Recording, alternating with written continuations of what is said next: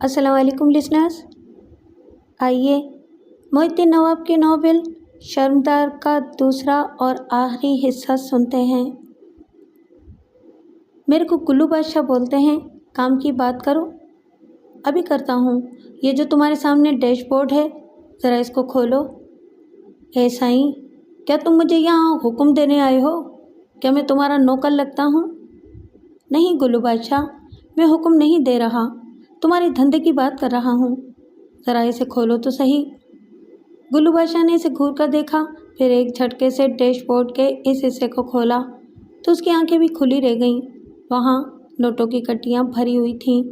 ज़मीर ने कहा, ये 20-20 हज़ार की गड्डियाँ हैं। काम से पहले 20,000 दूंगा, काम हो जाएगा तो फिर 20,000 मिलेंगे। खुशी के मारे दादा की बत्ती सी निकल आई। उसने पूछा, क्या तुम अभी मेरे को 20,000 दोगे और काम के बाद 20,000? मतलब ये कि 40,000 दोगे? हाँ, अभी 20,000 दूंगा, बाद में 20,000 दूंगा, कुल रकम 40,000। अरे तो बोलो ना साईं, काम क्या है? जान निकाल कर देगा तुमको। काम यही कोई मामूली सा है, वो 5 मिनट में हो सकता है। देखो, आज से 5 महीने पहले मई की 6 तारीख को एक देहाती सांगड़ बस्ती से अपनी बहन को बैलगाड़ी में बिठाकर तुम्हारे इलाके में आया और पुलिस स्टेशन के अहाते में रात गुजारी। रात को इसकी बहन उठा ली गई।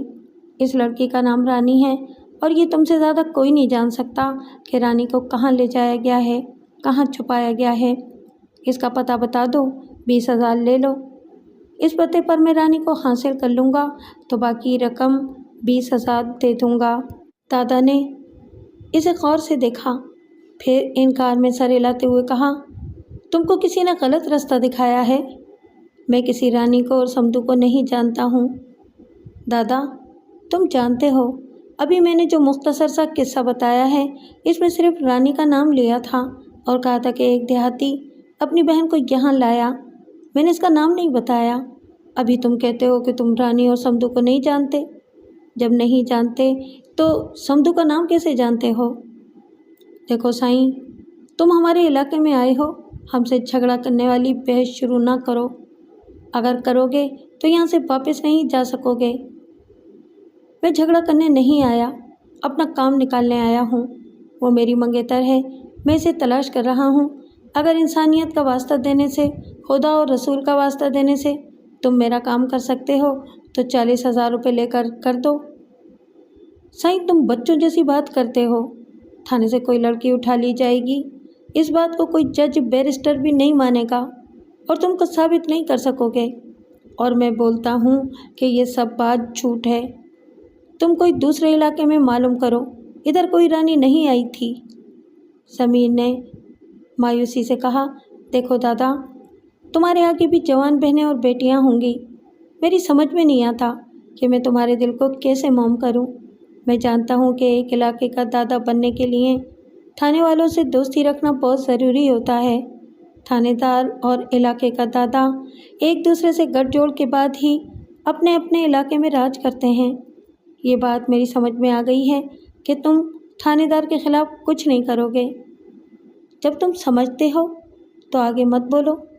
40,000 की रकम मामूली नहीं होती। इसके लिए बोलो तो मैं तुम्हारे 40 दुश्मनों को कत्ल कर दूं। थानेदार के 32 दांत होते हैं बाबा, और मैं 32 दांतों के बीच में एक ज़बान हूँ। सोच समझ के हिलता हूँ। अपनी हद से आगे बढ़ूँगा तो दांतों के बीच में आ जाऊँगा। मुझको तो माफ़ करो साईं। ये कहकर वो दरवाज़ा खोलता हुआ बाहर निकल गया। दूसरी तरफ से ज़मीर भी बाहर निकलते हुए बोला, देखो दादा, मैंने 40,000 की पेशकश की है, मैं इससे ज़्यादा भी रकम दे सकता हूँ। मेरा नाम ज़मीर हसन है। मैं गुलबर्ग की 12 नंबर की कोठी में 12 नंबर की गली में रहता हूँ। आज रात तक तुम्हारा अगर दिल चाहे कि मुझसे 40,000 रुपये वसूल करो तो मेरे इस पते पर चले आना। 5 मिनट में 20,000 रुपये मिलेंगे और मेरा काम होने के बाद मज़ीद 20,000। ये मेरी ज़बान पक्की रही। अगर खुश हुआ तो इससे भी ज़्यादा दे दूँगा। ये कहकर ज़मीर हसन कार में बैठ गया, फिर इसे स्टार्ट करके वहाँ से रवाना हो गया। इसका दिल डूब रहा था। इस इलाके के दादा को ख़रीदने में जो नाकामी हुई थी, اسے ظاہر ہو رہا تھا کہ رانی تک پہنچنا تقریباً ناممکن ہے۔ یہی دو ہتھیار رہ گئے تھے، ایک دولت کہ وہ لالچ میں آ جائے، اور دوسرا ریوالور کہ دشمنوں کو گولیوں سے اڑا دیا جائے۔ مگر گولی چلانے کی بات بہت بعد میں آنے والی تھی۔ اس وقت جب یہ یقین ہو جاتا کہ رانی اس دنیا میں نہیں ہے، ظالموں نے اسے مار ڈالا ہے، تو وہ ریوالور کو استعمال کر سکتا تھا۔ ابھی ریوالور کو درمیان میں لانے کا نتیجہ یہ ہوتا کہ رانی کہیں زندہ ہوتی تو وہاں تک پہنچنے کے راستے ہمیشہ کے لیے بند ہو جاتے۔ وہ ڈرائیو کرتے ہوئے اور گہری سانس لیتے ہوئے سوچنے لگا کہ یہ بدماش انسان نہیں ہوتے؟ کیا ان کے گھروں میں جوان بیٹیاں اور بہنیں نہیں ہوتی؟ ان بہنوں اور بیٹیوں کا حوالہ دینے سے ان کے دل کیوں نہیں پگھلتے؟ جب یہ کسی کی بہن کو اپنے کندھوں پر ڈال کر لے جاتے ہیں تو دماغ کے کسی گوشے میں یہ بات کیوں نہیں آتی کہ وہ اپنے کاندھے پر ایک بہن کی عزت کا جنازہ لے جا رہے ہیں، اور وہ بہن ان کی بھی ہو سکتی ہے۔ فضول ہے، جانور کو سدھایا جائے تو وہ آدمی کو اپنی پیٹھ پر بٹھا کر سیدھے راستے پر لے جاتا ہے، آدمی کو لاکھ سدھایا جائے وہ آدمی کو اٹھا کر گڑھے میں گرا دیتا ہے۔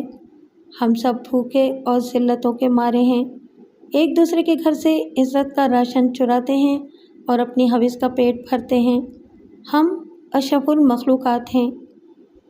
اس نے اپنی کوٹھی کے پورچ میں گاڑی روکی، پھر اپنے ملازم سے کہا، دیکھو اس وقت 5 بجے ہیں، میں جا کر سو رہا ہوں، کوئی بھی مجھ سے ملنے آئے تو اسے ڈرائنگ روم میں بٹھانا اور مجھے نیند سے جگا دینا، اور جب تک کوئی نہ آئے اس وقت تک تم باہر والے مین گیٹ پر بیٹھے رہنا۔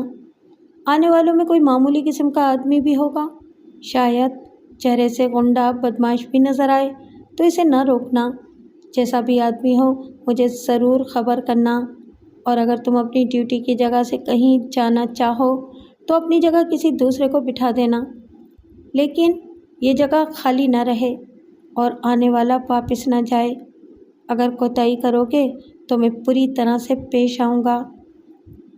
نہیں صاحب، آپ اطمینان سے جا کر سو جائیں، میں یہاں موجود رہوں گا، کوئی بھی آئے گا تو آپ کو خبر کروں گا۔ سمیر اپنے بیڈ روم میں آ کر لیٹ گیا۔ اس نے پچھلی رات سے کچھ نہیں کھایا تھا، اب بھوک محسوس ہو رہی تھی۔ اس نے بستر سے اٹھ کر پھر اس سے مکھن اور جیلی نکالی، کچن سے آ کر ڈبل روٹی کے ساتھ اسے کھایا، پانی پیا، چائے بنا کر پینے کو دل نہیں چاہ رہا تھا، اس لیے ایک سگریٹ سلگا کر اس کے کش لگاتا ہوا بستر پر آ کر لیٹ گیا۔ اب وہ سوچ رہا تھا کہ چمن گوٹ کا دادا آج رات تک اسے تعاون نہیں کرے گا تو کل وہ اس شہر کے ڈی ایس پی کے پاس جائے گا۔ اسے ایسی ہی سرسری سی ملاقات تھی، وہ اس کے ذریعے رانی تک پہنچنے کی کوشش کرے گا۔ ضمیر نے آج تک یہی دیکھا تھا اور یہی سنتا آیا تھا کہ دنیا کا کوئی بھی کام رکتا ہو تو دولت سے وہ رکاوٹ ختم ہو جاتی ہے، چاہے وہ کتنی ہی بڑی رکاوٹ ہو۔ آج تعجب ہو رہا تھا کہ 40,000 کی اتنی بڑی رقم دینے کے باوجود چمن کوٹ کے غریب دادا نے اس کے آگے گھٹنے کیوں نہیں ٹیکے؟ صرف اس لیے کہ وہ وہاں کا بدماش رہنا چاہتا تھا اور تھانے دار کے تعاون سے اپنا رعب اور دبدبہ اس علاقے پر طاری رکھنا چاہتا تھا۔ اس کے لیے اس نے یکمشت آنے والی 40,000 کی رقم کو ٹھکرا دیا تھا۔ یہ بات دل مانتا نہیں تھا، اس کا دل اور دماغ سمجھا رہا تھا کہ یہ بازی ہاری نہیں جا سکتی، بہت بڑی رقم لگائی گئی ہے۔ اس نے سگریٹ کو ایش ٹرے میں بجھا دیا، پھر کروٹ لے کر آنکھیں بند کر لیں۔ نیند آ رہی تھی، تھوڑی دیر سو لینے کے بعد ہی وہ تازہ دم ہو کر رانی کے سلسلے میں کچھ نئے منصوبے بنانا چاہتا تھا۔ رفتہ رفتہ نیند اس پر غالب آنے لگی، وہ سو رہا تھا، گہری نیند میں ڈوب رہا تھا، پھر اچانک ہی ہڑبڑا کر اٹھ بیٹھا۔ دروازے پر دستک ہو رہی تھی، وہ جلدی سے اٹھ کر تیزی سے چلتا ہوا دروازے کے پاس آیا، پھر اسے کھول کر دیکھا۔ ملازم کہہ رہا تھا، صاحب ایک آدمی آپ سے ملنے آیا ہے، میں نے ڈرائنگ روم میں بٹھا دیا ہے۔ ٹھیک ہے، تم کچن میں جاؤ اور ہمارے لیے چائے بنا کر لے آؤ۔ وہ کچن کی طرف چلا گیا۔ ضمیر نے ڈرائنگ روم میں آ کر دیکھا، وہاں شلوار قمیض میں ملبوس ایک ادھیڑ عمر کا آدمی بیٹھا ہوا تھا، اس کے بال بکھرے ہوئے تھے، وہ گھبرایا ہوا سا تھا۔ ضمیر کو دیکھتے ہی اس نے اٹھ کر سلام کیا، پھر ہاتھ جوڑ کر بولا، صاحب جی، मैं यहाँ छुप कर आया हूँ। जानता हूँ कि दादा के किसी आदमी ने मुझे देख लिया तो जान से मार डालेगा, मेरे पूरे ख़ानदान को तबाह कर देगा। समीर ने कहा, बैठो, घबराओ नहीं, मैं तुम्हारी हिफाजत करूँगा। नहीं साहब जी, यहाँ रहकर अब मैं हिफाजत से नहीं रहूँगा।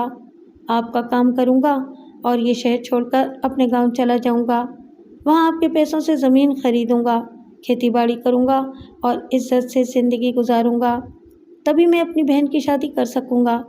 मैं बदमाश हूँ, मेरी बहन का कोई अच्छा रिश्ता नहीं आता है।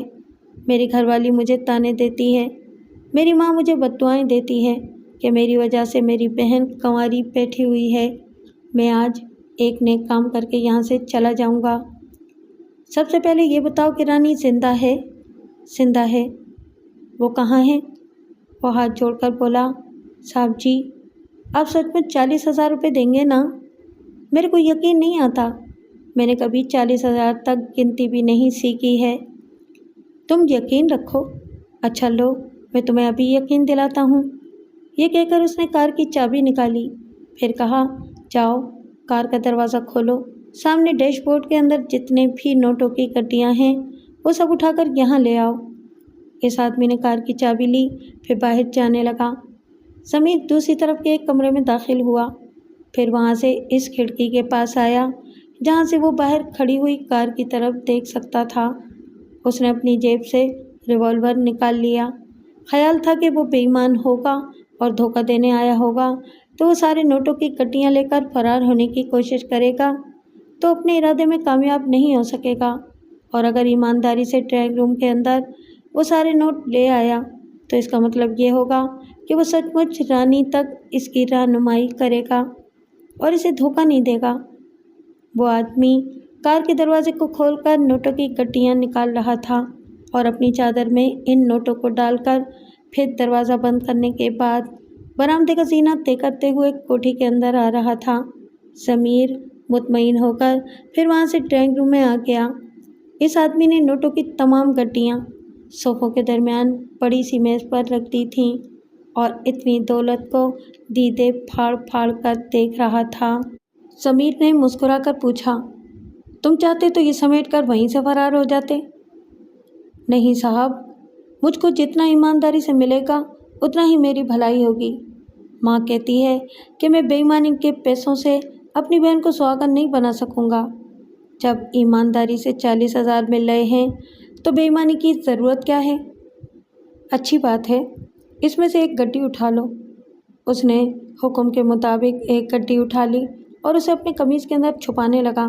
इसके साथ ही वो कह रहा था, साहब, जिस सिनेमा हॉल के पीछे आप खड़े हुए थे, इस हॉल के पीछे एक दारू की भट्टी है। दारू की भट्टी के पीछे बहुत नाजायज़ कारोबार होता है। वहाँ जुआ खेला जाता है और चोरी का माल रखा जाता है। थानेदार को ये सारी बात मालूम है। वहीं एक कमरे में इस छोकरी को कैद कर रखा है। मगर साहब, आप अपने साथ 10 आदमियों को लेकर जाएंगे तब भी वहाँ से वापस नहीं आ सकेंगे। तुम इस बात की फ़िक्र न करो, मैं बहुत बड़े पुलिस ऑफिसर से मदद हासिल करूँगा और वहाँ पुलिस वाले छापा मारेंगे। वो हंसते हुए बोला, ठीक है, लोहे को लोहा काटता है मगर बदमाश को बदमाश नहीं मारता और पुलिस वाले का नुकसान कोई दूसरा पुलिस वाला नहीं करता। आगे आप समझदार हैं, सोच समझकर कदम उठाएं। मैं तो चाहता हूँ कि लड़की आपको वापस मिल जाए और बाकी जो 20,000 हैं वो मुझे मिल जाएं। तुम्हारे दिमाग में कोई तदबीर है तो बताओ कि मैं रानी को वहाँ से कैसे ला सकता हूँ। वो इनकार में सर हिलाकर बोला, बहुत मुश्किल है जी, मैं अगर कोई तदबीर जानता तो आपको ज़रूर बताता। मैं बाकी 20,000 छोड़ना नहीं चाहता मगर अभी तो मैं मजबूर हूँ। आधे घंटे के बाद समीर डीएसपी ज़फ़र महमूद के ड्राइंग रूम में बैठा हुआ था और कह रहा था, मेरी एक मंगेतर राबिया और रानी 5 महीने से लापता है। आज सही ठिकाना मालूम हो गया है कि इसे बदमाशों ने कहाँ कैद करके रखा है। अब आप ही की मदद से मैं इसे हासिल कर सकता हूँ। ज़फ़र महमूद ने कहा, समीर साहब, मैं तो कानून का पाबंद हूँ और आवाम का खिदमतगार हूँ। जो बदमाश होते हैं इन्हें इनकी सज़ा तक पहुँचाना मेरा फ़र्ज़ है। फिर ये कि आपसे लंदन में ख़ुसूसी मुलाकात रही। भला मैं आपके काम नहीं आऊँगा तो और कौन आएगा? मैं अभी हुक्म सादिर करता हूँ। पुलिस की एक जमात आपके साथ जाएगी और उस जगह छापा मारेगी जहाँ लड़की को कैद किया गया है। मगर इसे कहाँ कैद किया गया है? चमन घाट के एक सैन महल के पीछे एक दारू की भट्टी है।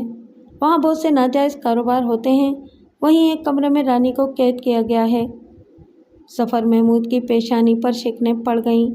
फिर उसने टेलीफोन को अपनी तरफ खींचकर उसका रिसीवर उठाते हुए नंबर डायल किए।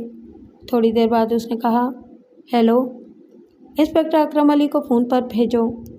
ये समझ में आ गया कि सफ़र महमूद इस वक्त चमन घाट के इंस्पेक्टर अकरम अली से फ़ोन पर बातें कर रहा है।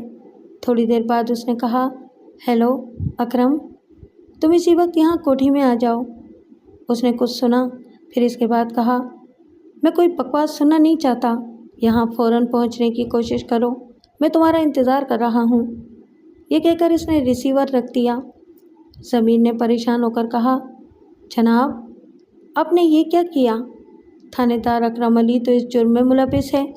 वो लड़की और इसका भाई 5 महीने पहले पुलिस स्टेशन के अहाते में पनाह लेने के लिए आए थे। वहीं से इस बेचारी की बहन को उठा लिया गया और ये सब अकरम अली के इशारे पर हुआ है। अकरम अली इसके भाई को 3 महीने तक टरखाता रहा, बहाने करता रहा कि इसकी बहन को तलाश किया जा रहा है। फिर इसका भाई रोता धोता यहाँ से वापस चला गया। इसके पीछे भी एक लंबी दास्तान है कि इस भाई ने अपनी गैरत को किस तरह बस्ती में पहुंचकर जिंदा रखा है। ज़मीर इसे बताने लगा कि किस तरह समधू ने कब्र तैयार की और इसे वो बस्ती वालों को बताता है कि ये इसकी बहन की कब्र है जो इज़्ज़त व आबरू से मर गई है। अब इसकी बहन जिंदा सलामत बस्ती में वापस जाएगी तो भाई इसे कबूल नहीं करेगा। सिर्फ ज़मीर ही शरीक हयात की हैसियत से कबूल करने के लिए इसे तलाश करने के लिए आया है। ज़मीर की सारी बातें सुनने के बाद सफ़र महमूद ने कहा, मिस्टर ज़मीर, मैं आपको एक मशवरा देना चाहता हूँ और वो ये कि आपके साथ पुलिस की जमात ना जाए। आप तन्हा वहाँ जाएंगे। इंस्पेक्टर अकरम अली आपके साथ जाएगा और आपके साथ कोई धोखा नहीं होगा। आप चुपचाप रानी को वहाँ से अपने घर ले आएं। ज़मीर ने हैरानी से पूछा, आप ये कहना चाहते हैं कि इस सिलसिले में कोई केस ना बने और बदमाशों ज़ालिमों को सज़ा न दी जाए? सज़ा तो ज़रूर मिलनी चाहिए, लेकिन ये भी याद रखो कि तुम्हारी मंगेतर बदनाम होगी। बात आगे बढ़ेगी, अदालत तक जाएगी।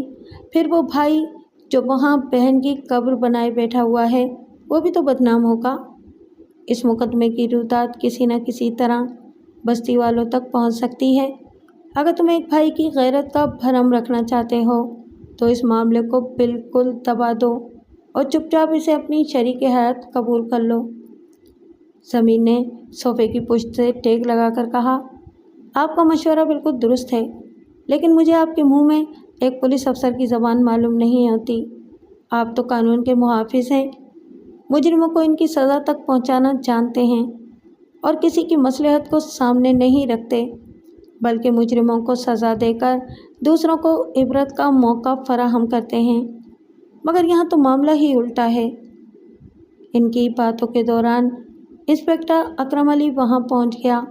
इसने अदब से ज़फ़र महमूद को सलाम किया। ज़फ़र महमूद ने कहा, इनसे मिलो, ये मिस्टर ज़मीर हसन हैं। ज़मीर ने उठकर बेदिली से उसके साथ मुसाफा किया। ज़फ़र महमूद ने कहा, मिस्टर ज़मीर, ये मेरे दामाद अकरम अली हैं।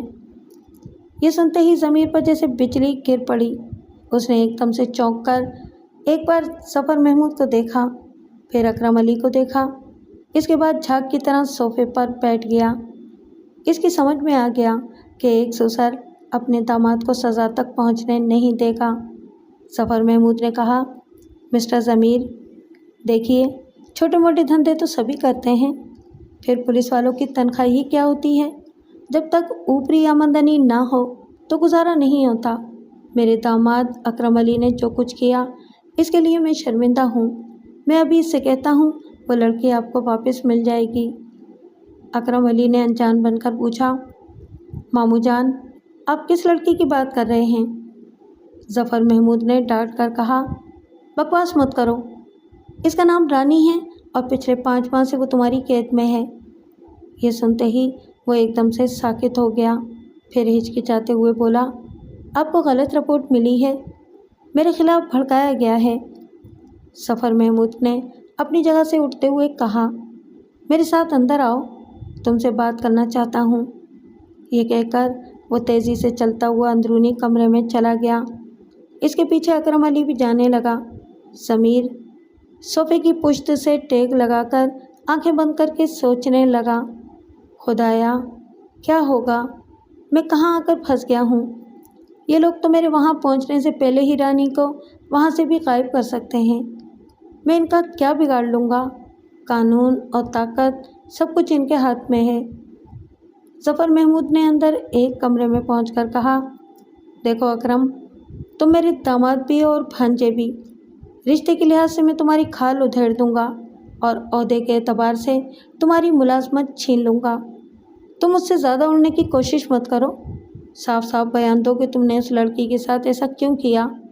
تم نے میری بیٹی کی توہین کی ہے، میری بیٹی سے ناانصافی کی ہے۔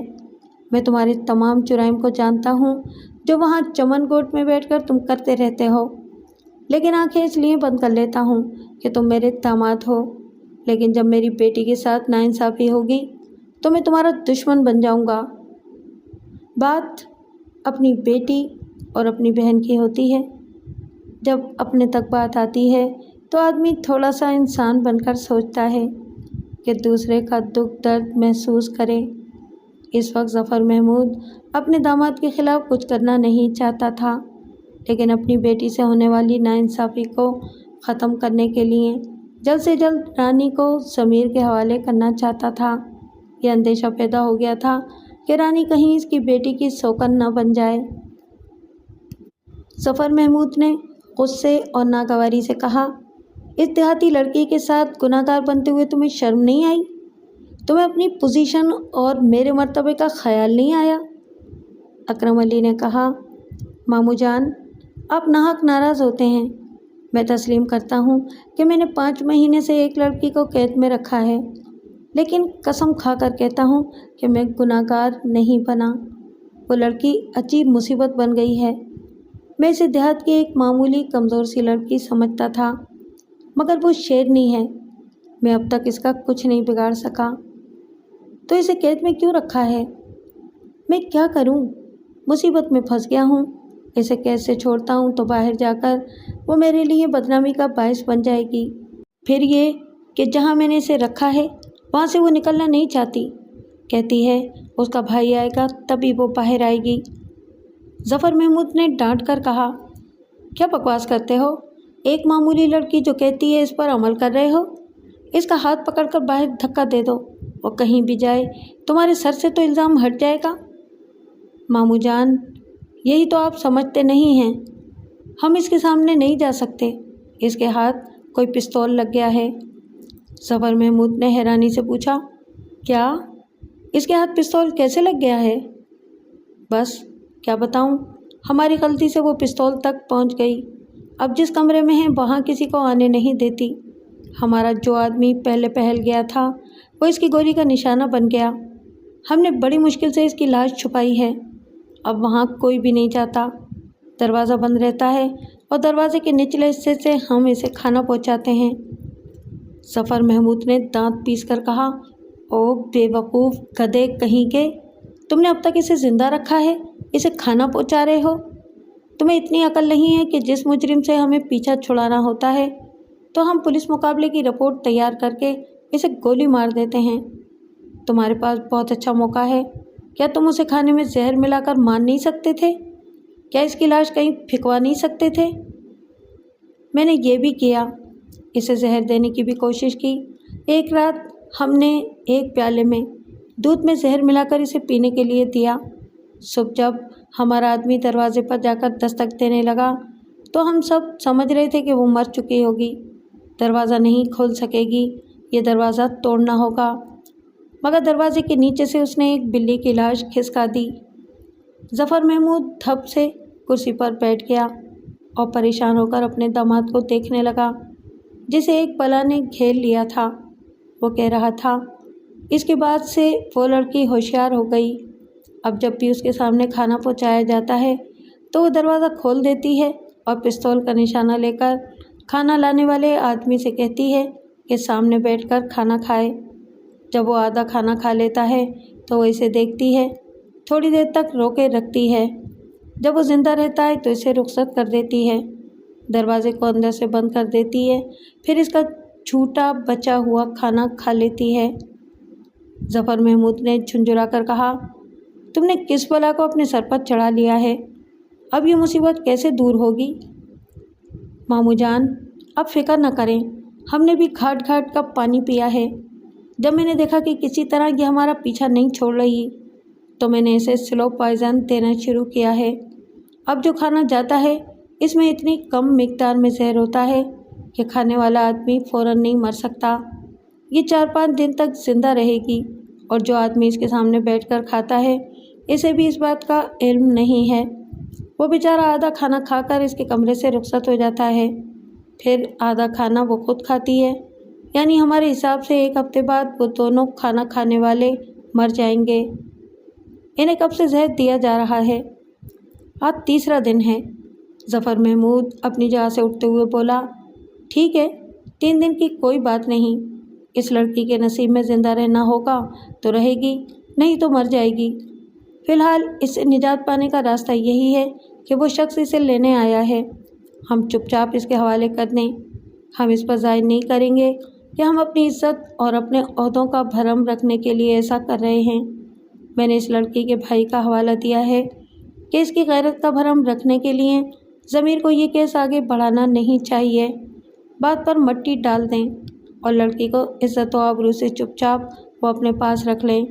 اس کے لیے وہ راضی ہے۔ ابھی تم اس کے ساتھ جاؤ اور لڑکی کو اس کے حوالے کر دو۔ ماموں جان، کہیں یہ مسٹر ضمیر بعد میں ہمارے لیے مصیبت نہ بن جائے، کیوں نہ اسے بھی راستے سے؟ ظفر محمود نے انکار میں سر ہلاتے ہوئے کہا، نہیں نہیں، میں مسٹر ضمیر کو لندن سے جانتا ہوں، یہ بہت ہی مصلحت شناس آدمی ہیں، اور یہ رانی کی عزت رکھنے کے لیے اور اس کے بھائی کی غیرت کا بھرم رکھنے کے لیے بات آگے نہیں بڑھائیں گے۔ جب بات آگے نہیں بڑھے گی تو ہمیں کسی قسم کا اندیشہ نہیں ہے۔ جو میں کہتا ہوں اس پر عمل کرو اور ابھی جا کر لڑکی ان کے حوالے کر دو۔ وہ چارپائی پر بیٹھی ہوئی تھی اور اس کے ہاتھ میں ایک پستول تھا۔ کمرے میں گہری تاریکی چھائی ہوئی تھی، لیکن وہ اندھیرے میں یہ سمجھ سکتی تھی کہ کون سی چیز کہاں رکھی ہوئی ہے۔ وہ ایک لمبا سا کمرہ تھا۔ پچھلی دیوار کی طرف ایک کھڑکی تھی جس پر آہنی سلاخیں لگی ہوئی تھیں، سامنے ایک دروازہ تھا اور باقی 4 دیواری اتنی مضبوط تھی کہ وہ وہاں سے نکل کر بھاگ نہیں سکتی تھی۔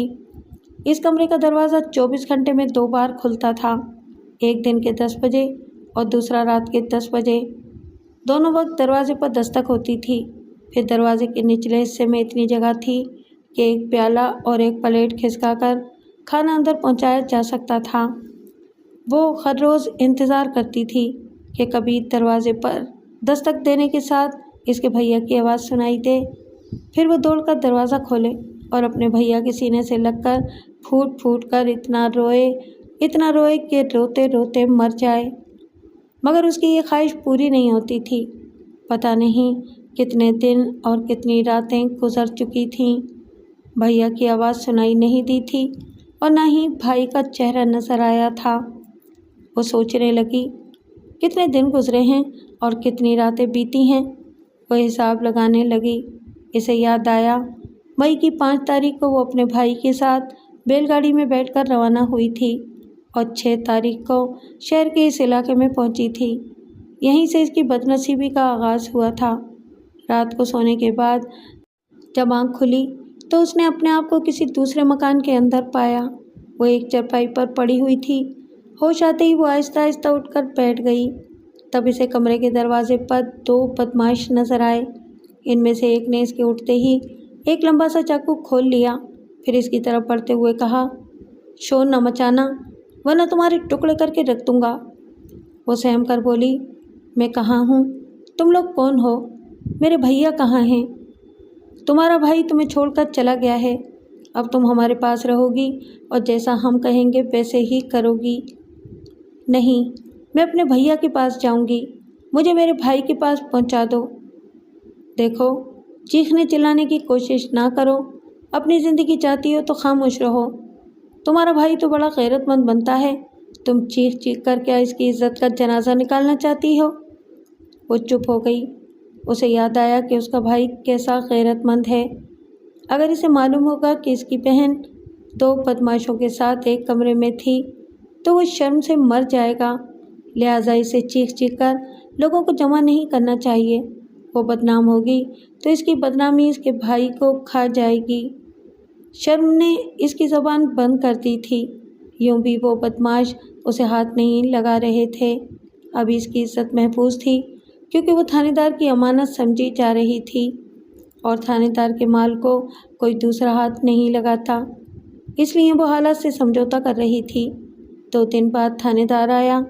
وہ اس کے سائے سے دور بھاگنے لگی۔ اس نے ہنستے ہوئے پوچھا، کب تک مجھ سے بھاگو گی؟ اس 4 دیواری کے اندر ہی بھاگتی رہو گی؟ میری بات مان لو، آرام سے میرے نزدیک آؤ، میں تم سے محبت کرتا ہوں، تمہاری عزت کرتا ہوں، تم پر ظلم نہیں کروں گا۔ اگر تم ظلم نہیں کرنا چاہتے تو مجھے میرے بھائی کے پاس پہنچا دو۔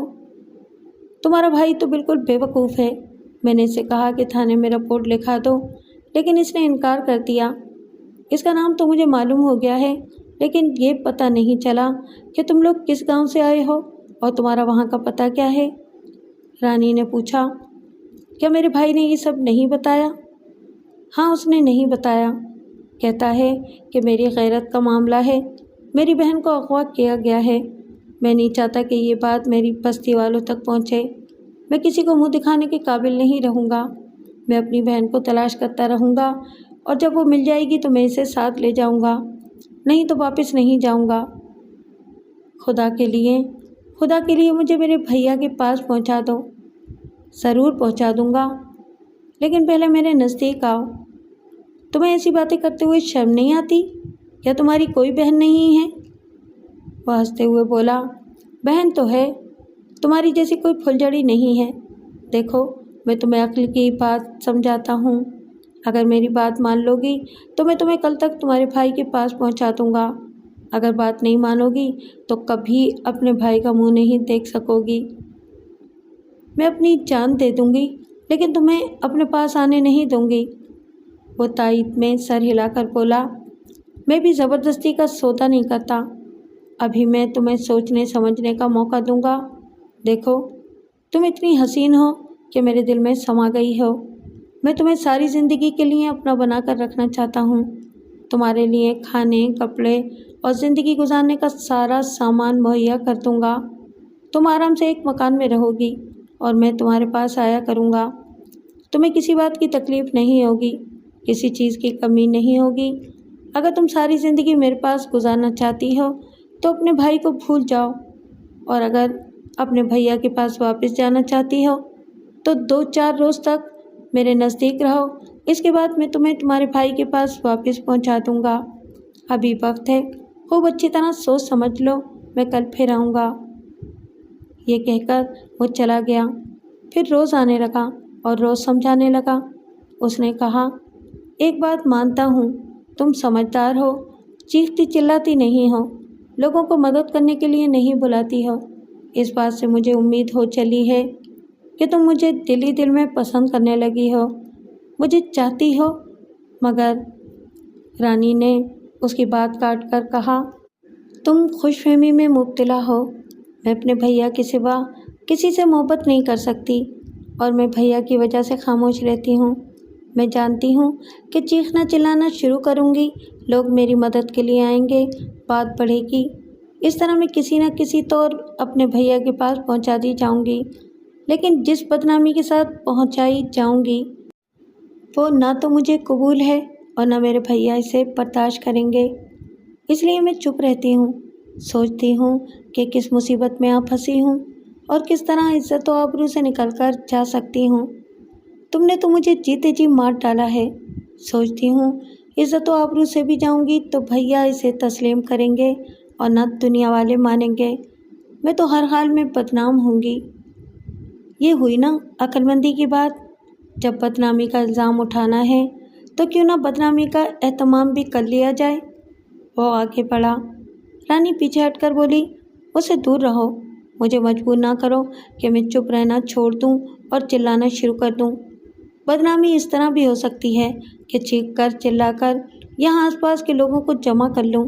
जब बात आगे बढ़ेगी तो मैं कह दूंगी कि मेरा कोई भाई नहीं है, मैं किसी की बहन नहीं हूँ। तब कोई ना कोई मुझे दारुल अमान तक पहुँचा देगा।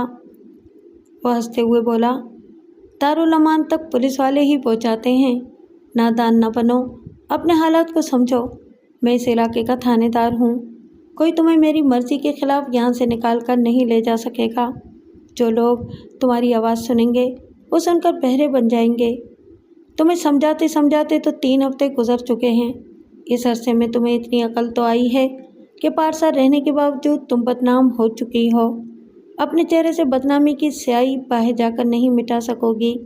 अब तुम्हें रफ्ता रफ्ता ये अकल भी आ जाएगी कि दुनिया में एक ही आदमी तुम्हारी इज्जत करता है और करता रहेगा, और वो मैं हूँ।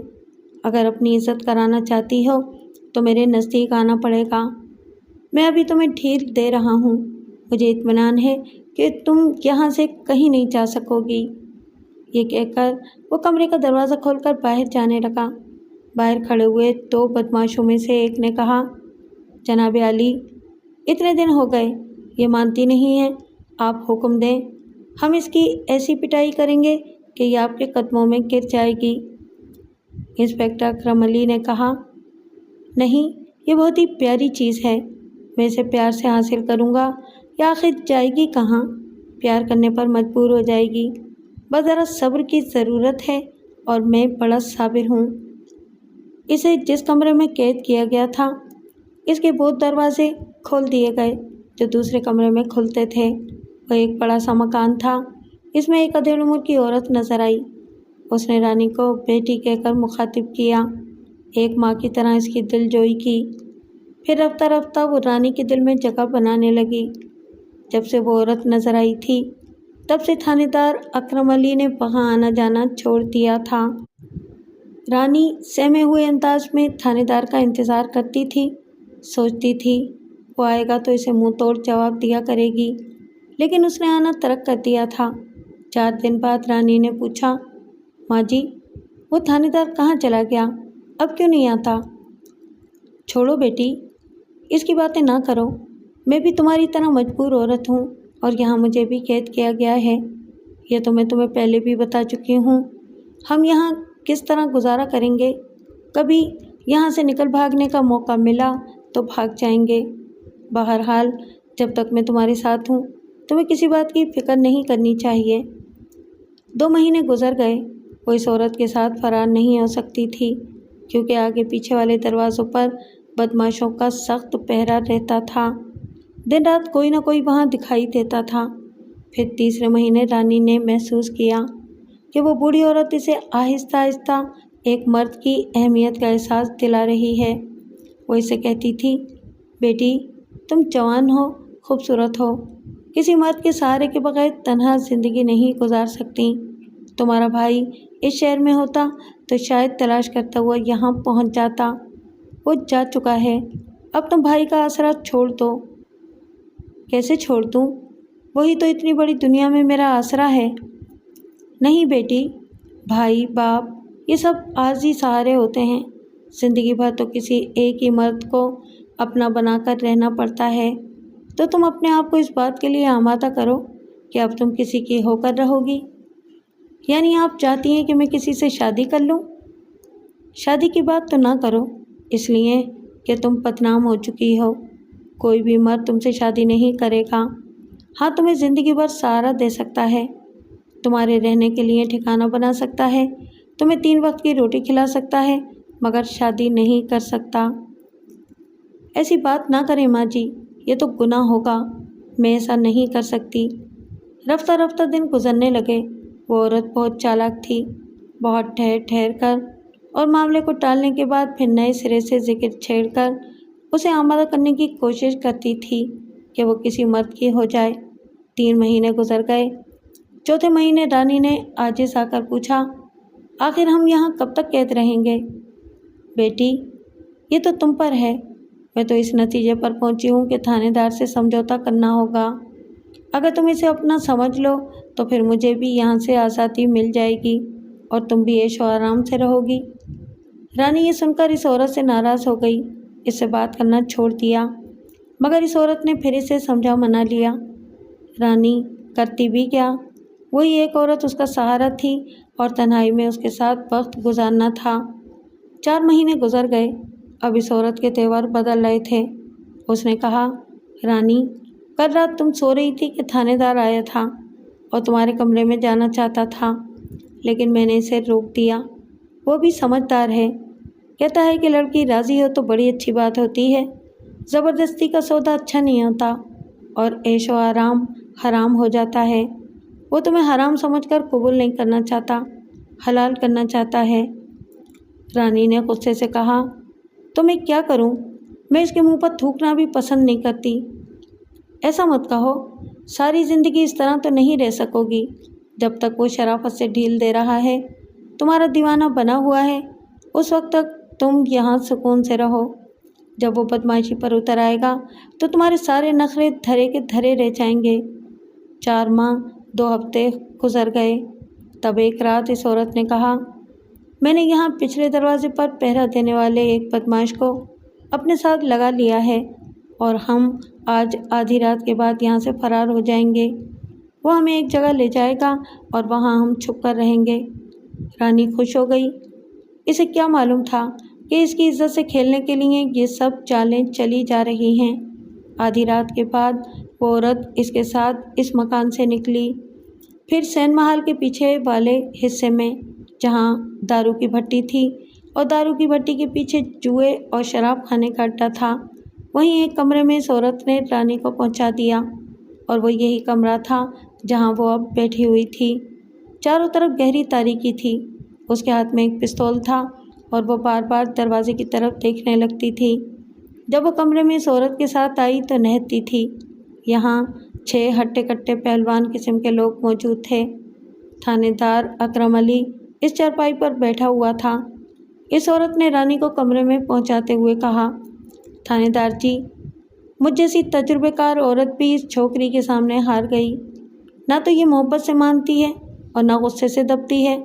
इसके साथ ज़बरदस्ती करनी होगी, टेढ़ी उंगली से घी निकालना होगा। ये सीधी तरह मानने वाली नहीं है। लो, अब मैं चली। वो चली गई। बदमाश ने दरवाजे को अंदर से बंद कर दिया। थानेदार ने कहा, देखो, अब तक मैं ढील देता रहा, अब मैं समझ गया हूँ कि तुमसे ज़बरदस्ती करनी होगी। जहाँ तुम्हें अब तक रखा गया था वो शरीफों का महल्ला था। मैं वहाँ तुम्हारी चीखों पुकार बर्दाश्त नहीं कर सकता था। बदनामी का अंदेशा था, इसलिए यहाँ तुम्हें बुलवाया है। यहाँ जितना भी चीखना चिल्लाना चाहो अपनी हसरत पूरी कर लेना, कोई तुम्हारी मदद के लिए नहीं आएगा। रहा सवाल ये कि तुम सीधी तरह राज़ी होगी या इन 6 दरिंदों के हवाले करके यहाँ से मैं चला जाऊँ। ये तुम्हें सुबह तक नोच खसोट कर रख देंगे और अगर तुम चाहती हो कि मैं तुम्हें इन दरिंदों के हवाले ना करूं, तो सीधी तरह यहाँ मेरे पास आकर बैठ जाओ। वो दोनों हाथों से मुंह छुपाकर रोने लगी।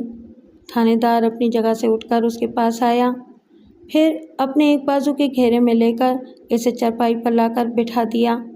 इसके बाद अपने चमचों से बोला, तुम सब बाहर जाकर दरवाजे के पास ही खड़े रहो।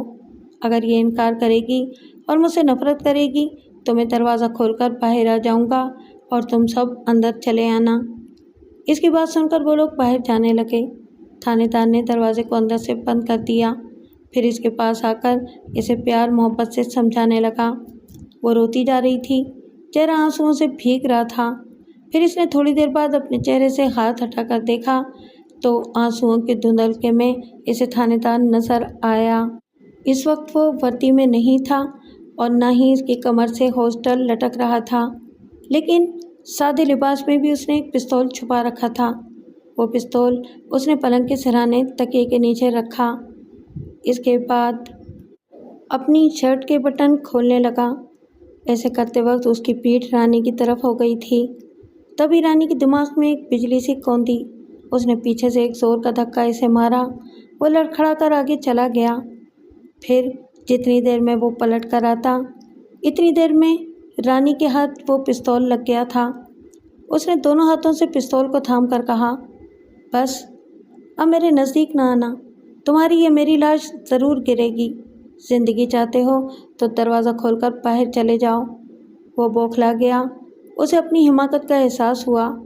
پستول کو تکیے کے نیچے رکھ کر وہ ذرا سا لاپرواہ اس لیے ہو گیا تھا کہ رانی کو محض ایک دیہاتی لڑکی سمجھ رہا تھا۔ اسے رانی کی طرف سے اتنی پھرتی اور حاضر دماغی کی توقع نہیں تھی۔ دراصل وہ عیاشی کے نشے میں احتیاط کو بھول چکا تھا اور اب پچھتا رہا تھا۔ اس نے سہم کر کہا، یہ کیا کر رہی ہو؟ دیکھو ٹریگر پر تمہاری انگلی ہے، اگر انگلی دب گئی تو گولی چل جائے گی۔ گولی چلنے سے پہلے باہر نکلو اور اپنے ساتھیوں سے کہو کہ میرے لیے راستہ چھوڑ دیں، نہیں تو جو بھی سامنے آئے گا میں اس پر گولی چلا دوں گی۔ وہ پیچھے ہٹتے ہوئے دروازے کے پاس گیا، پھر اسے کھول کر باہر نکلتے ہی دروازے کو ایک جھٹکے سے بند کر دیا۔ اس کی آواز سنائی دے رہی تھی۔ وہ اپنے ساتھیوں سے کہہ رہا تھا، مجھ سے بڑی بھول ہوئی، میرا پستول اس کے ہاتھ لگ گیا ہے، اندر جانا خطرے سے خالی نہیں ہے۔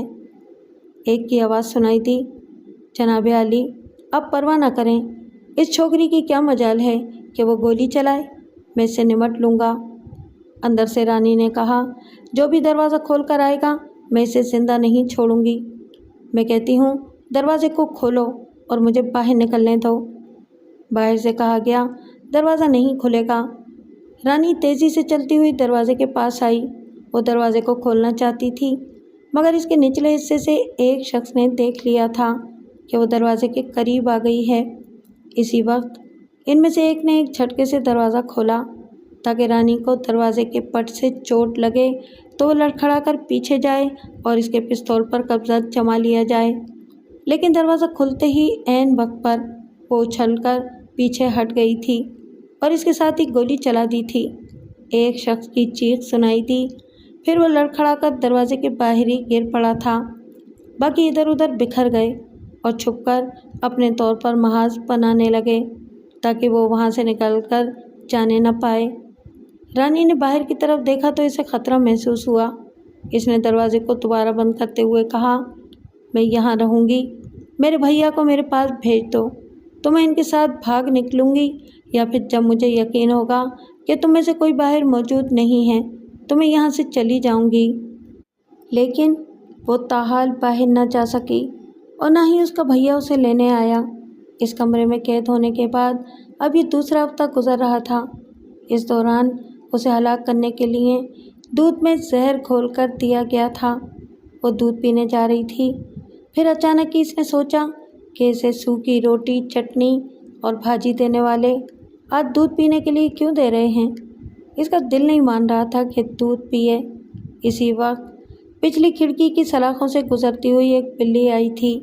اس نے بلی کو دودھ پلایا، جس کے نتیجے میں اس نے دوسری صبح اس بلی کی لاش کو دروازے سے باہر پہنچا دیا تھا۔ اس کے بعد وہ اور محتاط ہو گئی تھی اور اب جو بھی کھانا لے کر آتا تھا پہلے اسے آدھا کھانا کھلاتی تھی، پھر بچا ہوا آدھا کھانا خود کھاتی تھی۔ اتنی احتیاط کے باوجود بیچاری یہ نہیں جانتی تھی کہ پچھلے 3 دنوں سے وہ کھانے میں ایسا زہر بھی نکل رہی ہے جو محسوس نہیں ہوتا اور جس کا اثر دیر سے ہوتا ہے۔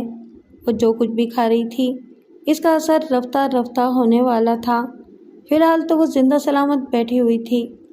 رات کے 10 بجنے والے تھے۔ وہ جانتی تھی کہ اب اس کے لیے پھر ایک شخص کھانا لے کر آنے والا ہے۔ کمرے میں دور دور تک اندھیرا پھیلا ہوا تھا۔ بدبو ایسی تھی کہ دوسروں کے لیے ناقابل برداشت ہوتی ہے۔ شروع میں وہ بھی اس غلاظت اور بدبو کو برداشت نہیں کر سکتی تھی، پھر ان 2 ہفتوں میں مجبوراً عادی ہو رہی تھی۔ اس نے اسی کمرے کے ایک گوشے کو ٹوائلٹ بنا دیا تھا اور مجبوری کی حالت میں وہاں زندگی کی سانسیں لے رہی تھی۔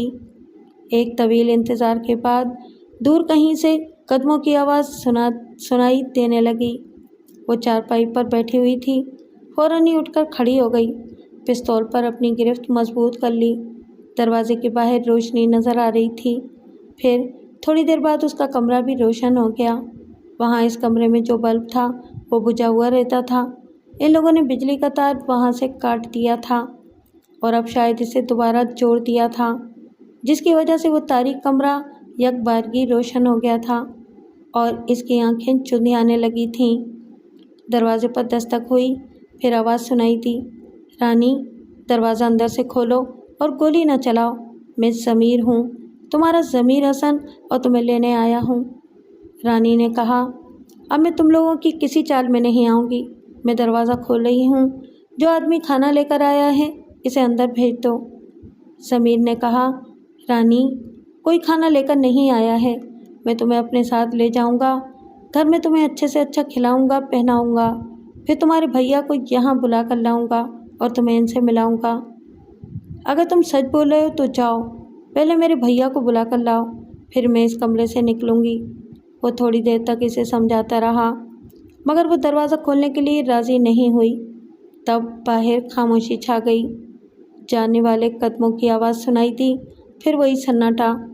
تھوڑی دیر بعد پھر آتے ہوئے قدموں کی آواز سنائی دی، اس بار کھانے کی پلیٹ اور سالن کا ایک پیالہ دروازے کے نیچے سے کھسک کر کمرے کے اندر آیا۔ تب رانی نے وہ پلیٹ اٹھا کر ایک طرف رکھی، پھر دروازے کو کھول دیا۔ بہت محتاط تھی، پستول اس کے ہاتھ میں تھا۔ دروازہ کھولتے ہی اسے نیا چہرہ نظر آیا۔ وہ آدمی نہیں تھا جو پچھلے 3 دنوں سے آ کر اس کے کھانے کا آدھا حصہ پہلے کھا لیا کرتا تھا۔ آنے والے نے کہا، رانی میں تمہارا ضمیر ہوں، کیا مجھ پر بھروسہ نہیں کرو گی؟ وہ فوراً ہی پیچھے ہٹ گئی، پستول کا رخ اس کی طرف کرتے ہوئے بولی، میری طرف نہ بڑھنا، نہیں تو گولی چلا دوں گی۔ کوئی بات نہیں، میں تمہارے ہاتھوں سے مرنے کو تیار ہوں، تم مجھے مار ڈالو یا پھر میں تمہیں اپنے ساتھ لے جاؤں گا۔ تم سمجھتی تو ہو کہ تمہارے بھیا کتنے غیرت مند ہیں، وہ بستی میں جا کر یہ مشہور کر چکے ہیں کہ تم مر چکی ہو۔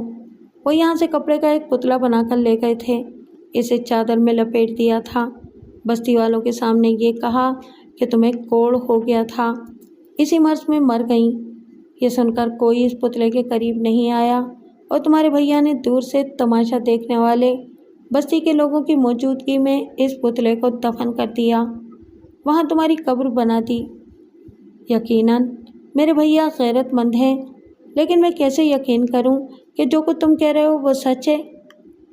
اس کا ثبوت تو اس وقت ملے گا جب میں تمہارے بھیا کو سمجھا منا کر یہاں شہر لاؤں گا۔ تم دونوں بھائی بہن ضدی اور غیرت مند ہو، تم لوگوں کو سمجھانا بہت مشکل ہے۔ میں تمہارے گھر گیا تھا، تمہارے کمرے میں نے تمہارے بستر پر اپنی نیند پوری کی ہے اور تمہاری لکھی ہوئی ڈائری بھی پڑھی ہے۔ تب رانی نے چونک کر اسے دیکھا، اس کی آنکھوں میں بے یقینی تھی۔ اس نے پوچھا، بتاؤ میری ڈائری میں کیا لکھا تھا؟ میں نے ڈائری کا آخری صفحہ پڑھا، جب تم وہاں سے روانہ ہو رہی تھیں تو اس صفحے پر لکھا تھا اور وہ تحریر ادھوری رہ گئی تھی۔ شاید تم نے سوچا ہو کہ اسے بعد میں مکمل کرو گی، لیکن اس کے بعد وہاں جانا تمہیں نصیب نہیں ہوا۔ ہاں تمہاری یہ بات تو درست ہے، لیکن میں پوری طرح یقین کرنا چاہتی ہوں، اس ڈائری کی کچھ باتیں سناؤ۔ دیکھو مجھے اچھی طرح یاد تو نہیں ہے، لیکن تم نے اس آخری صفحے میں لکھا تھا کہ تمہیں آبی پرندوں سے بڑی محبت ہے اور تم دریا کے کنارے جا کر انہیں دیکھتی ہو، ان کی پرواز سے تمہیں دلچسپی ہے۔ ایک جگہ تم نے لکھا ہے کہ جس طرح آبی پرندے پرواز کے دوران دریا کی سطح کو چھوتے ہوئے گزرتے ہیں، اسی طرح میری یاد تمہارے دل کو چھو کر گزرتی ہے۔ یہ سنتے ہی رانی کی نظریں جھک گئیں، چہرے پر شرم کی لالی بکھرنے لگی۔ اس کی نگاہوں کے سامنے آبی پرندے پرواز کر رہے تھے اور دریا کی سطح کو چھو کر گزر رہے تھے، وہ اس منظر میں گم ہو رہی تھی۔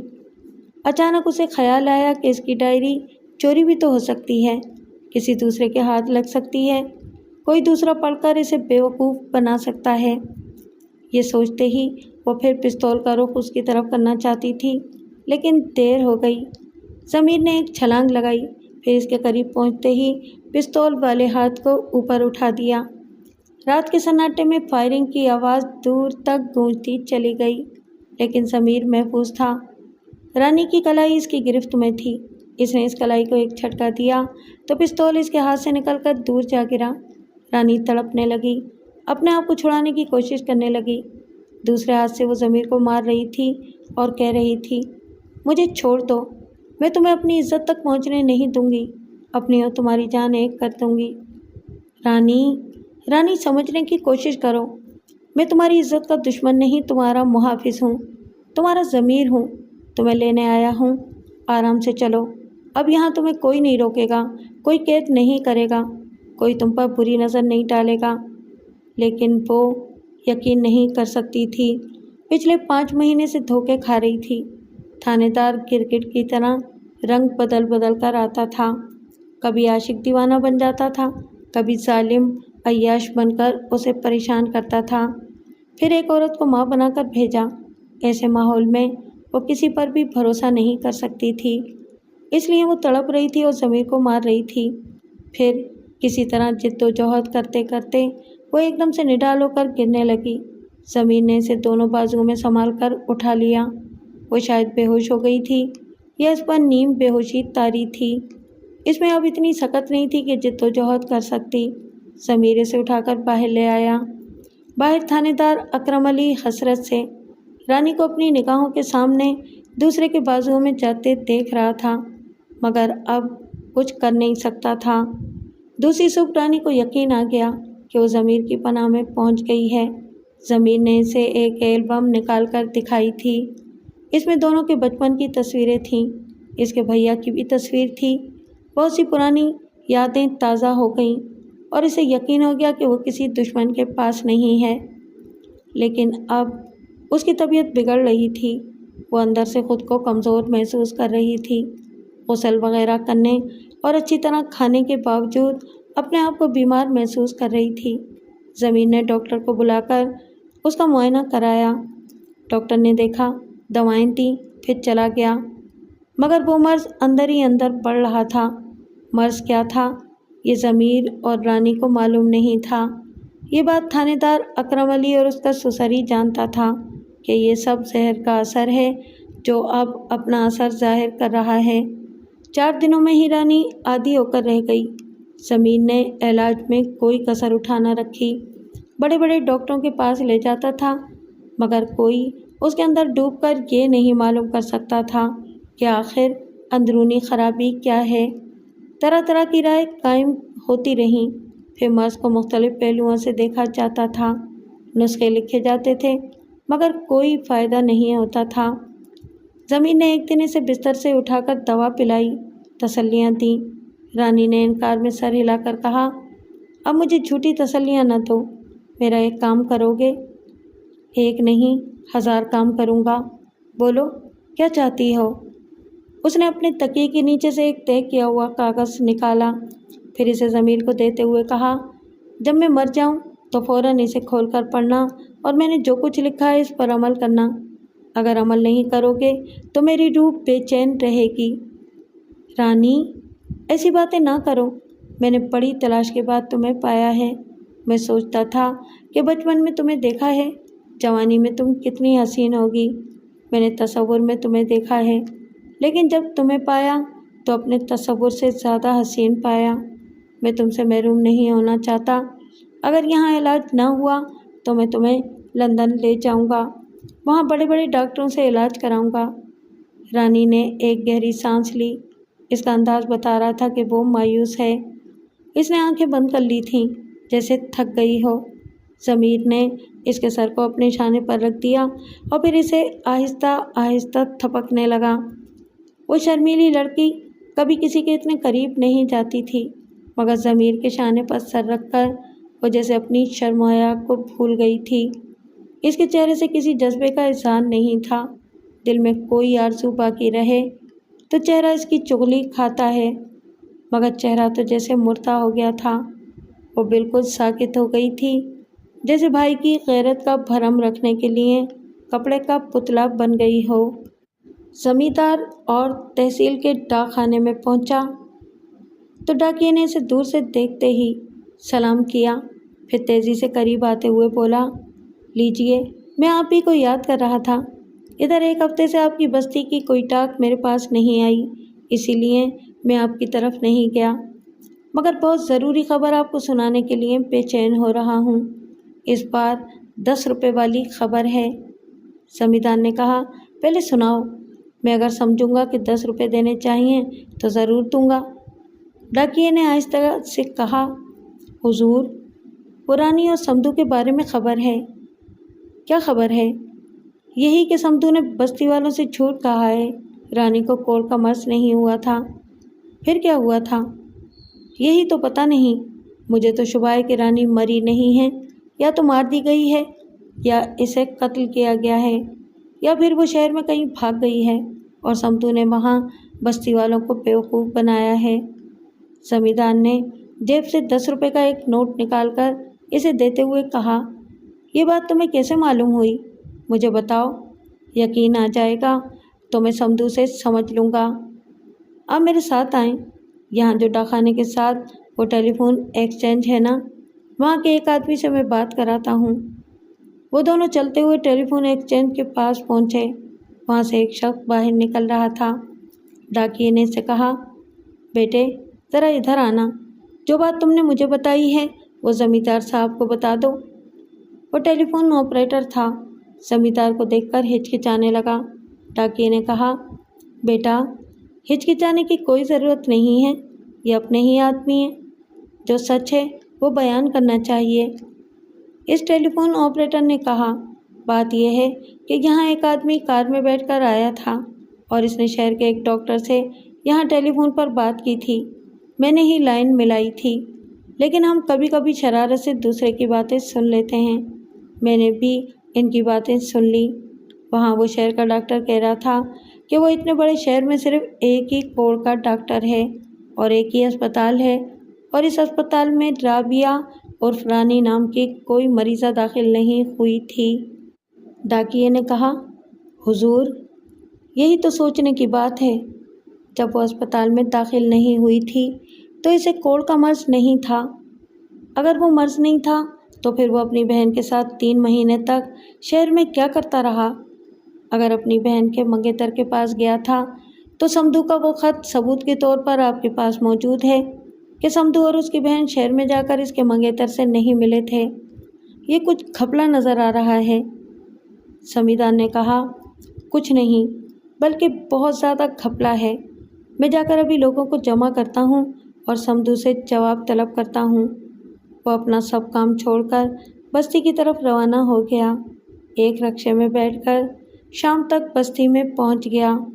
اپنے حواریوں کے ذریعے ساری بستی میں یہ خبر پھیلا دی کہ رانی کو کوڑ کا مرض نہیں ہوا تھا، سمدو نے ساری بستی کو دھوکہ دیا ہے، لہٰذا سمدو کو بلا کر جواب طلب کیا جائے۔ اندھیرا ہونے سے پہلے سمدو کو پنچایت میں طلب کیا گیا۔ پھر اس سے زمیندار نے سوال کیا، وہاں تم نے جو دریا کے کنارے قبر بنائی ہے وہ کس کی قبر ہے؟ سمدو نے کہا، وہ میری بہن کی قبر ہے، اور ساری بستی والوں نے دیکھا ہے کہ میں نے اسے اپنے ہاتھوں سے دفن کیا تھا۔ یہ جھوٹ بھی تو ہو سکتا ہے، کسی نے قریب جا کر تمہاری بہن کی لاش کو نہیں دیکھا تھا، تم نے ہمیں دوری سے یہ کہہ کر ڈرا دیا تھا کہ اسے کوڑ کا مرض ہے، ہم میں سے کسی نے قریب جانے کی جرت نہیں کی اور تم نے ہمارے اس ڈر سے فائدہ اٹھایا۔ سمدو نے پوچھا، آپ کہنا کیا چاہتے ہیں؟ کیا میں نے اپنی بہن کو وہاں دفن نہیں کیا ہے؟ نہیں کیا ہے، تم نے ہمارے ساتھ دھوکہ کیا ہے۔ میں یقین سے کہہ سکتا ہوں کہ اس قبر میں اگر تمہاری بہن کی لاش ہے تو اسے تم نے قتل کیا ہے، یا پھر وہاں کوئی لاش ہی نہیں ہے، وہ قبر خالی ہے، یا پھر کسی چیز کو چادر میں لپیٹ کر دفنا دیا گیا ہے۔ ہم اپنا اطمینان کرنا چاہتے ہیں۔ میں ساری بستی والوں سے کہتا ہوں کہ ہمیں ابھی اس قبر کو کھود کر دیکھنا چاہیے۔ کچھ بوڑھوں نے اعتراض کیا کہ قبر کو دوبارہ نہیں کھولنا چاہیے، لیکن بستی کے زیادہ لوگ زمیندار کی تائید کر رہے تھے۔ سب کے دل میں تجسس پیدا ہو گیا تھا کہ قصہ کیا ہے، سمدو نے ساری بستی والوں کو دھوکہ کیا دیا تھا۔ سمدو نے کہا، میں اس قبر کو دوبارہ کھولنے کی اجازت نہیں دوں گا، وہ میری بہن کی قبر ہے اور اسے دیکھنے کی کسی کو اجازت نہیں مل سکتی۔ زمیندار نے کہا، تم اجازت دینے والے کون ہوتے ہو؟ ہم یہ ثابت کر دیں گے کہ تم نے ہمیں دھوکہ دیا ہے، جھوٹ کہا ہے اور جرم یہاں چھپا رہے ہو۔ ہم یہ بات پولیس والوں تک پہنچائیں گے۔ اگر تم چاہتے ہو کہ معاملہ آگے نہ بڑھے تو ہمیں ابھی جا کر اسے کھود کر دیکھ لینے دو۔ ان کی باتوں کے دوران ہی زمیندار کے ایک چمچے نے کہا، جناب میں کدال اور بیلچہ لے آیا ہوں، نیک کام میں دیر کس بات کی؟ ابھی ہم وہاں دریا کے کنارے چلیں گے۔ چلو چلو، سب نے کہا اور یہ مشورہ بھی دیا کہ سمت کو پکڑ لیا جائے، اسے بھاگنے کا موقع نہ ملے۔ کتنے ہی لوگوں نے اسے گھیر لیا اور اسے بھی پکڑ کر اپنے ساتھ لے جانے لگے۔ سمتو خود کو چھڑانے کی کوشش کرتے ہوئے کہہ رہا تھا، مجھے چھوڑ دو، میں کسی کو اجازت نہیں دے سکتا کہ وہ قبر کھودی جائے۔ وہاں میری غیرت دفن ہے، تم لوگ میری غیرت کا مذاق اڑا رہے ہو۔ وہ ان کے ساتھ پاگلوں کی طرح چیختا ہوا جا رہا تھا، مگر کوئی اس کی نہیں سن رہا تھا۔ جب وہ لوگ دریا کے کنارے پہنچے تو وہاں قبر سے ذرا دور ایک کار کھڑی ہوئی نظر آئی۔ دریا کے کنارے ضمیر حسن سر جھکائے ایک پتھر پر بیٹھا ہوا تھا۔ پہلے تو لوگ اسے دیکھ کر ٹھٹک گئے، پھر اسے نظر انداز کرتے ہوئے قبر کے پاس آئے۔ سمتو نے اپنے آپ کو چھڑا کر دوڑتا ہوا ضمیر کے پاس آیا، پھر اسے جھنجھوڑتے ہوئے بولا، دیکھو ضمیر، کیا ہو رہا ہے؟ یہ لوگ قبر کو کھود رہے ہیں، میری غیرت کا بھی مذاق اڑانے والے ہیں۔ ضمیر نے اس کا ہاتھ تھام کر کہا، نہیں سمتو بھائی، کوئی تمہاری غیرت کا مذاق نہیں اڑائے گا۔ جتنے غیرت مند تم ہو، تمہاری بہن اس سے بھی زیادہ شرم والی ہے، یہ میں نے اچھی طرح سمجھ لیا ہے۔ اس نے اپنی جیب سے طے کیا ہوا کاغذ نکالا، پھر سمتو سے کہا، میں نے رانی کو تلاش کر لیا تھا، مگر افسوس وہ اس کا آخری وقت تھا۔ اس نے مجھے یہ کاغذ دیتے ہوئے کہا تھا کہ موت کے بعد اس کی اس وصیت پر عمل کریں۔ وہ لوگ قبر کھود رہے ہیں، انہیں اپنے کام میں مصروف رہنے ہی دو۔ سنو کیا لکھا ہے۔ وہ کاغذ کھول کر آہستہ آہستہ پڑھنے لگا۔ لکھا تھا، میرے پیارے بھیا، افسوس کہ آخری وقت آپ کو نہ دیکھ سکی۔ آپ نے بہت اچھا کیا جو جیتے جی میری قبر بنا دی۔ سچ پوچھئے تو میں اسی وقت مر گئی تھی جب تھانے کے احاطے سے مجھے غیر ہاتھوں نے اٹھا لیا تھا۔ میں ضمیر صاحب سے التجا کرتی ہوں کہ میری موت کے بعد مجھے چپ چاپ اس طرح اسی خالی قبر میں لے جا کر سلا دیں کہ بستی والوں کو پتہ نہ چلے، اور اس طرح آپ کی غیرت کا جو بھرم قائم تھا وہ ثبوت کے ساتھ قائم رہے، انشاءاللہ قائم رہے گا۔ آپ کی بد نصیب بہن رانی۔ اس خط کو پڑھنے کے بعد ضمیر نے اسے طے کیا، پھر اپنی جیب میں رکھ لیا۔ سمتو اس کے قریب چپ چاپ سر جھکا کر بیٹھ گیا۔ آبی پرندے کہیں سے اڑتے ہوئے آ رہے تھے اور درختوں پر اور کہیں کہیں جھاڑیوں میں جا کر بیٹھ رہے تھے۔ ان آبی پرندوں کو دیکھ کر رانی بری طرح یاد آ رہی تھی۔ تھوڑی دیر بعد دور قبر کی طرف سے آواز آئی، بھائی یہاں تو رانی موجود ہے، دیکھو اسے تو ہم ہزاروں میں پہچان سکتے ہیں۔ لوگ شاید قبر میں جھک جھک کر دیکھ رہے تھے اور یقین کر رہے تھے۔ پھر کسی نے کہا، تعجب ہے، سمتو 3 مہینے بعد شہر سے بہن کی لاش لے کر آیا اور اب اسے دفنائے 2 ماہ سے زیادہ عرصہ گزر گیا ہے، لیکن لاش جو کی تو ہے۔